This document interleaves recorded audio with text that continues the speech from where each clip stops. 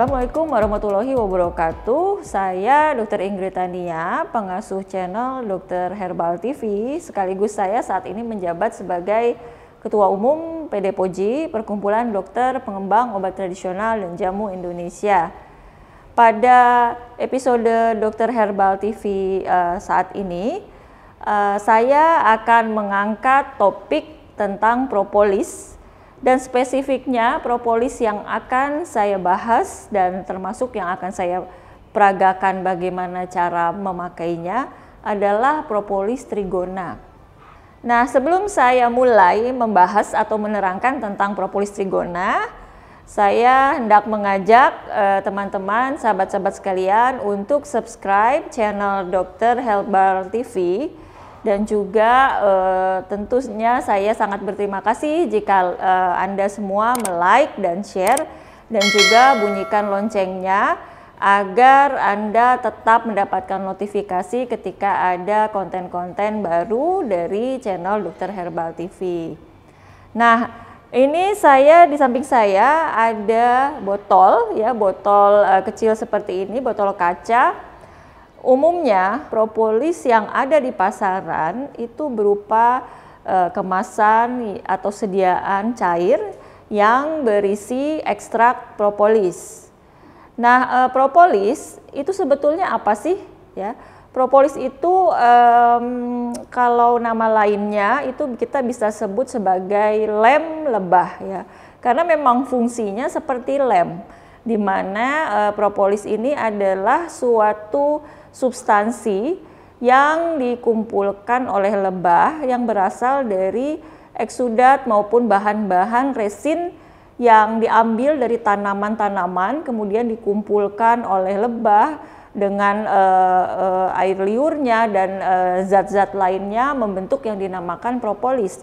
Dan propolis ini selain berfungsi sebagai lem dari sarang-sarang lebah, juga merupakan suatu perisai ya, atau suatu bahan atau substansi untuk melindungi dirinya, terutama melindungi sarang-sarang lebahnya. Pro itu artinya pertahanan ya, polis itu artinya kota. Jadi kotanya itu ibaratnya sarang-sarang lebah dan dipertahankan oleh si propolis ini, si pro ini terhadap serangan-serangan yang bisa saja merusak dari sarang lebah. Kalau kita lihat dari asalnya, propolis ini bisa berasal dari lebah yang bersengat maupun dari lebah yang tidak bersengat. Nah, propolis yang dulu-dulu dikembangkan itu umumnya diambil dari lebah yang bersengat. Tetapi sekarang semakin lama semakin dikembangkan propolis dari lebah yang tidak bersengat atau stingless bee. Dan stingless bee ini atau lebah yang tak bersengat ini sebetulnya terdiri dari 500 sampai 600 spesies lebah.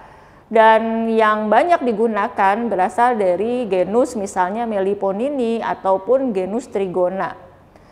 Yang banyak di Indonesia, terutama di hutan tropis, di daerah Sumatera, Kalimantan, Sulawesi, itu ternyata stingless bee atau lebah tanpa sengat yang berasal dari genus Trigona, sehingga dinamakan propolis trigona.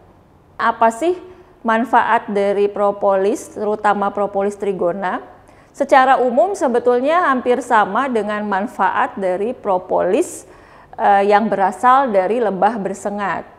Di antaranya propolis ini ternyata memiliki sifat membantu mengontrol kadar gula darah, sehingga orang-orang yang memiliki risiko tinggi terkena penyakit diabetes ataupun orang-orang dengan penyakit diabetes mellitus itu baik sekali jika mengkonsumsi propolis.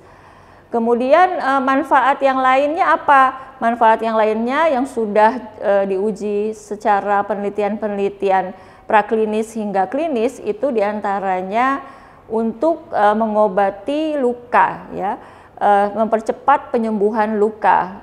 Bisa berupa misalnya luka ringan ataupun luka karena sariawan, luka seperti ulkus ya atau borok ya, ataupun membantu juga penyembuhan luka-luka lainnya, diantaranya misalnya luka bakar yang ringan.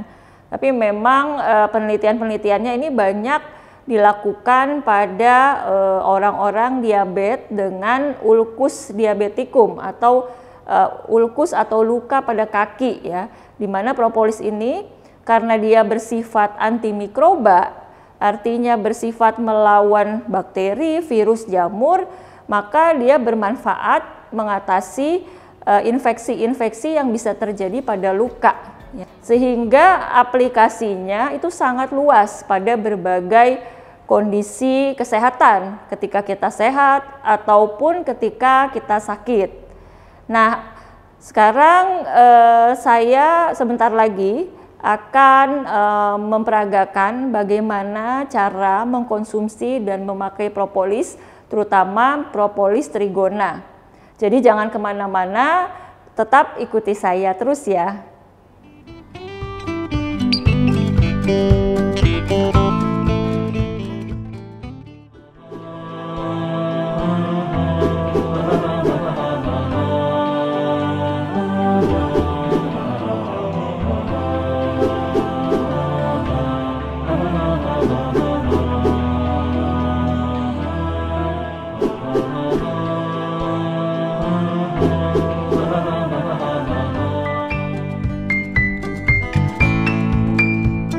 Sekarang saya akan memperagakan bagaimana cara mengaplikasikan daripada propolis trigona ini pada berbagai kondisi kesehatan.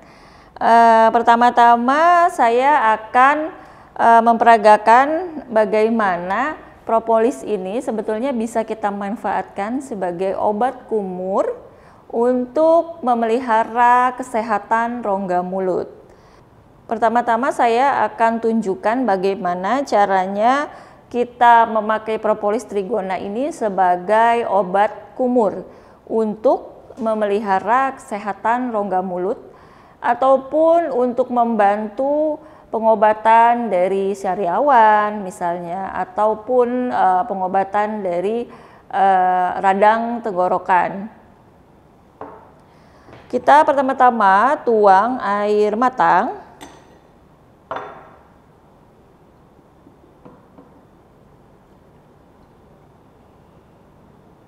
sebanyak 1 gelas atau kira-kira 200 ml.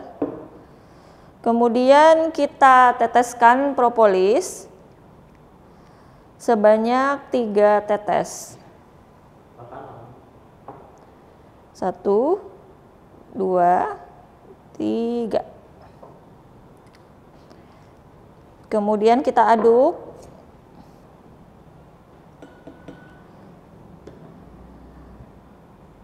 Lalu propolis ini bisa langsung kita gunakan untuk obat kumur, untuk memelihara kesehatan rongga mulut, juga membantu penyembuhan seperti sariawan ataupun sakit tenggorokan.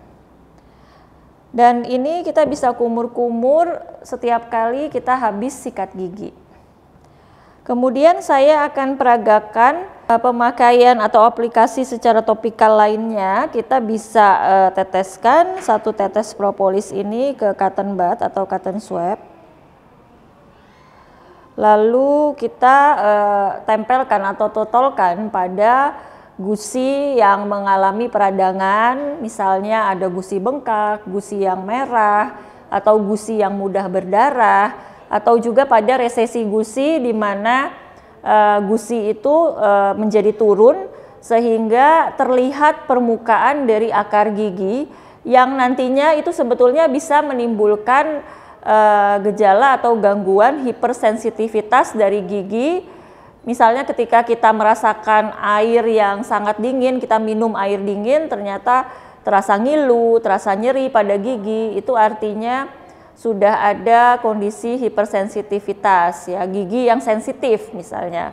Nah, ini pemakaian propolis ini bisa membantu karena propolis ini bersifat anti peradangan. Di samping juga propolis ini bersifat sebagai antimikroba, termasuk di dalamnya antibakteri dari Streptococcus mutans, di mana bakteri Streptococcus mutans itu adalah bakteri penyebab dari karies dentis, ya, karies pada gigi. Jadi pemakaian propolis yang diaplikasikan secara topikal pada gusi itu akan membantu mengurangi atau mengatasi gejala-gejala atau keluhan-keluhan dari penyakit misalnya radang gusi, gingivitis, periodontitis, hipersensitif gigi, ya, ataupun resesi gusi. Dan ini bisa bekerja secara sinergis dengan pengobatan lain atau pengobatan konvensional yang diberikan oleh dokter gigi Anda. Nah, selain kita bisa memakai secara langsung, sebetulnya kita juga bisa mengkonsumsi atau meminum dari propolis. Nah, ini yang banyak dikenal oleh masyarakat, ya, mengkonsumsi atau meminum dari ekstrak propolis. Nah, tadi saya sudah memberi contoh kalau dengan pemakaian sebagai obat kumur, kita bisa teteskan 3 tetes, ya. Sedangkan kalau untuk kita konsumsi sebagai suatu cara untuk memelihara kesehatan, kita bisa teteskan 5 tetes. Tadi saya sudah teteskan 3 tetes, sekarang saya tambahkan lagi 2 lagi. 1, 2. Lalu kita aduk.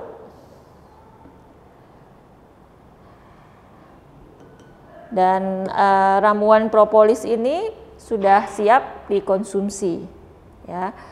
Adapun kalau untuk tujuan pengobatan, ya, diantaranya misalnya ingin membantu pengobatan diabetes mellitus atau penyakit kencing manis, membantu memelihara kesehatan penderita kanker, ya, membantu pengobatan kanker, maka kita bisa teteskan 10 tetes. Tadi saya di gelas ini sudah ada 5 tetes, maka saya tinggal tambahkan lagi 5 tetes, ya, sehingga menjadi 10 tetes. 1, 2, 3, 4, 5.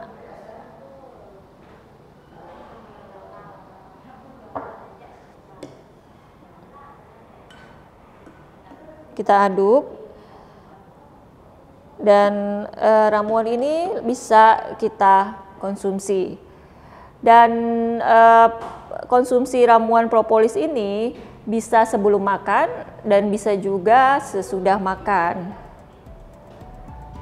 Ramuan propolis yang dikonsumsi boleh secara aman diminum oleh ibu-ibu menyusui. Akan tetapi pada ibu-ibu hamil sebaiknya hindari mengkonsumsi propolis atau ekstrak propolis ini, karena kita memang belum tahu apakah ada efeknya atau apakah ada efek sampingnya terhadap ibu maupun janin, karena memang belum diteliti keamanannya pada ibu-ibu hamil maupun janinnya. Sehingga kalau kita mau sangat berhati-hati, maka memang sebaiknya tidak mengkonsumsinya ketika sedang hamil. Tetapi kalau sedang menyusui itu tidak apa-apa, bisa dikonsumsi oleh ibu menyusui dalam takaran dosis yang sewajarnya seperti yang tadi sudah saya sampaikan.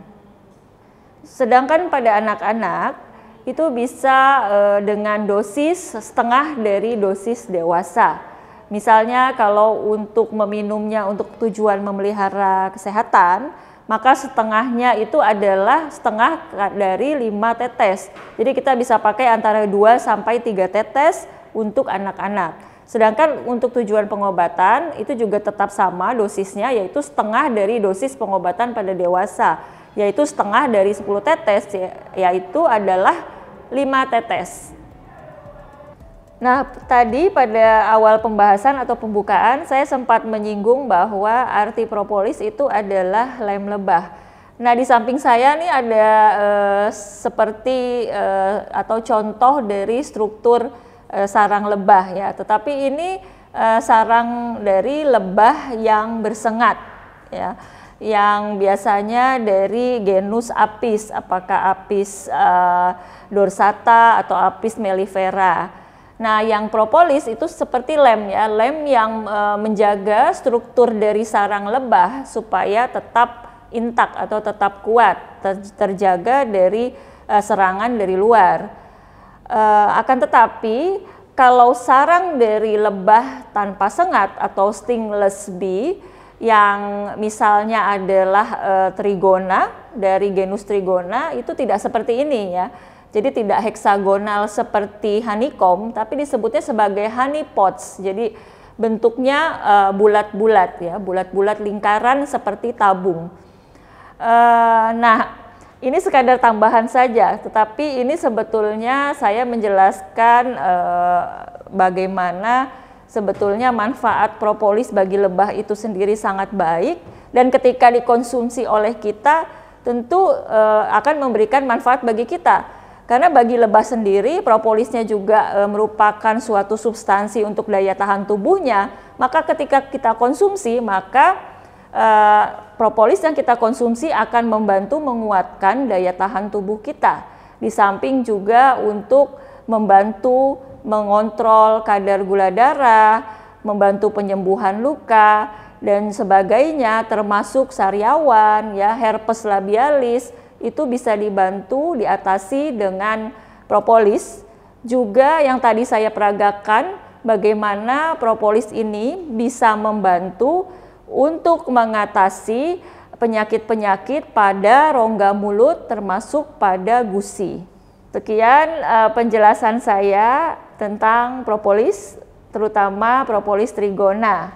Dan juga diingat-ingat tadi bagaimana cara mengkonsumsi dan cara memakainya. Dan jika lupa tentu Anda bisa memutar kembali video yang ada di channel Dr. Herbal TV. Saya Dr. Ingrid Tania mengucapkan terima kasih kepada Anda semua, sahabat-sahabat yang telah setia menyimak penjelasan dan peragaan dari awal sampai akhir. Dan jangan lupa terapkan pola hidup sehat dengan bahan-bahan alam, dan nantikan channel edukasi atau episode-episode Dr. Herbal TV selanjutnya. Assalamualaikum warahmatullahi wabarakatuh.